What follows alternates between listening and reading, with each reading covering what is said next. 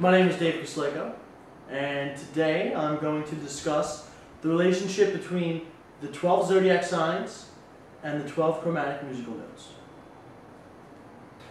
The first thing I'd like to talk about are intervals. And intervals are exactly what they seem like. It's the distance between two notes. The most basic and smallest interval is called the half step, which is what the chromatic scale is built upon.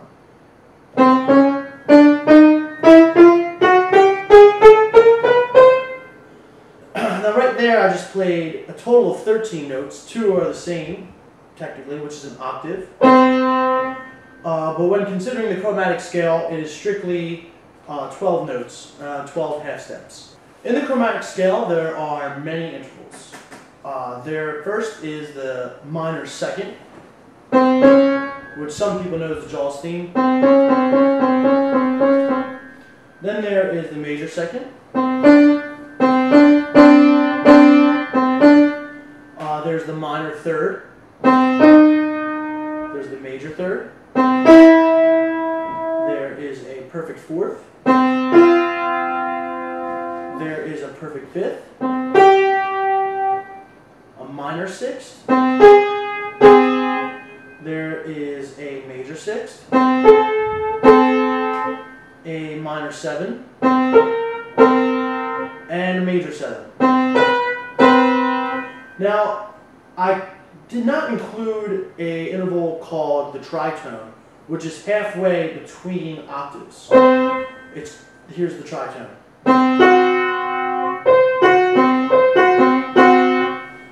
The tritone is halfway in between the octaves, and it is known as the devil's interval.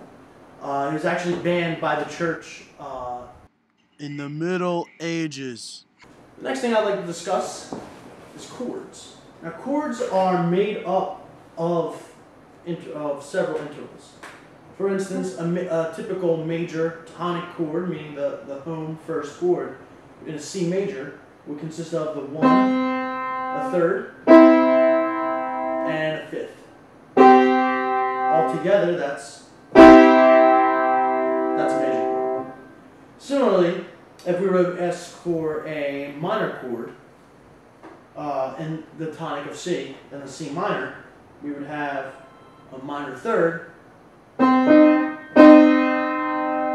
would have a perfect fifth. And then all together it would sound like this.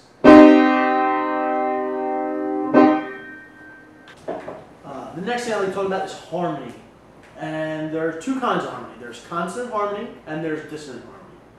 Consonant harmony are harmonies that are in agreement. The most simple kind of harmony, a consonant harmony, would be a simple interval like a major third. When played together, the sounds are in agreement. Another example would be a perfect fifth, or even a perfect eighth. When you combine these harmonies, you can get more consonant sounds, a bigger consonant sounds. For instance, when we have a first, a third, and a fifth, and a perfect eighth, which would be a typical C major chord, you have a consonant chord, like this. Everything is in agreement, everything sounds correct. The next kind of harmony I'd like to talk about is dissonant harmony. And this is harmony that is not in agreement. An example would be the tritone. Or we take a minor second. Even a perfect fourth is considered somewhat dissonant.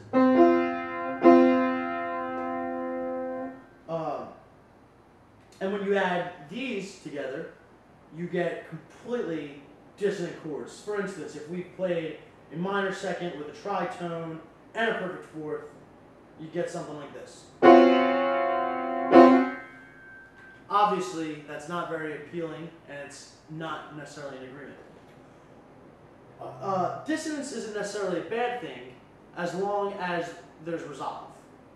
One of the strongest resolutions in music theory is the 5-7-1 resolution. So if we took a 5 chord, which in the key of C would be a G major, and we played a dominant 7th, like this, and then we resolve back to a C. Now in that dissonant G7 we heard, there's a tritone between the F and the B.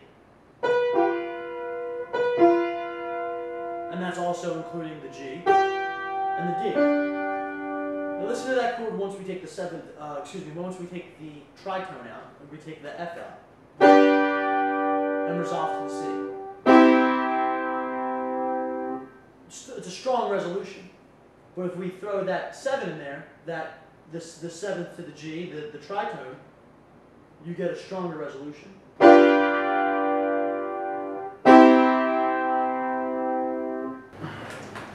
Alright, well the next thing I decided to do was to examine the relationships of intervals compared to the zodiac.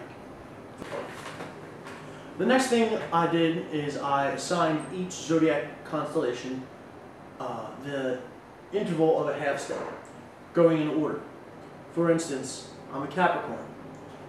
Let's call that C. The next zodiac sign after that would be an Aquarius. That would be a C sharp. That means that that interval is a minor second. Let's examine that interval one more time.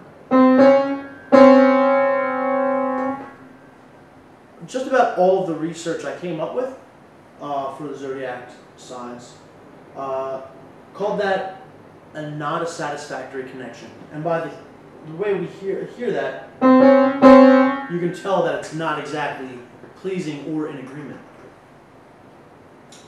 The next one would be a Pisces. That would be a major second. And they will eventually find comfort in one another, is what I came out with. The next interval, we keep going, increasing each sign with a half step, we get a minor third. And even though this is somewhat consonant, it still has dissonance to it. And it has a gloomy it's not as dissonant as other intervals, but its consonance is somewhat gloomy, is a proper way to say it, I feel like. And that's not a hopeful combination. Next, we have the major third, and this was an encouraging find, as this is a Capricorn and a Taurus. This is the major third. And the zodiac called that perfect prospects and very compatible. The next interval we have, if we increase another half step, would be a Capricorn and Gemini. Now this is it's considered a consonant and dissonant interval, but it's most people consider it a dissonant interval. It depends on what context it's being used. But generally, even though it's a perfect fourth and it holds the title of perfect, it's still considered a dissonant interval. And what I found was that the interest cannot last very long. The next interval we had is the tritone, which, if you recall, is the devil's tone. And that would be a Capricorn and a Cancer. And these were actually opposites in the zodiac realm. And they called this connection very unstable. And I feel like that is very appropriate description of this relationship.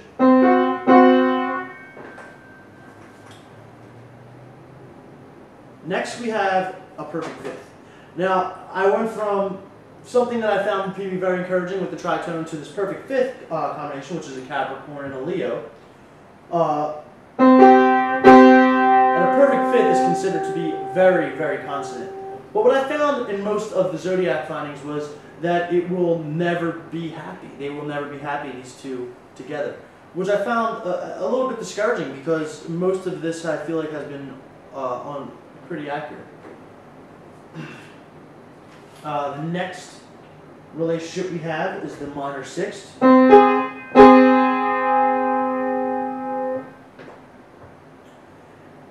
I found something that could be a fault in my music analysis. Simultaneously, I think I found another fault in my zodiac analysis with the inconsistency of zodiac sources. Some of the zodiac sources were right on with one another, while others were about 80 or 90% on to the relationship analysis. And I feel like the problem with the zodiac is there's no real definites, and it's pretty much a generalization every time. And that about does it for this video. I hope you enjoyed it.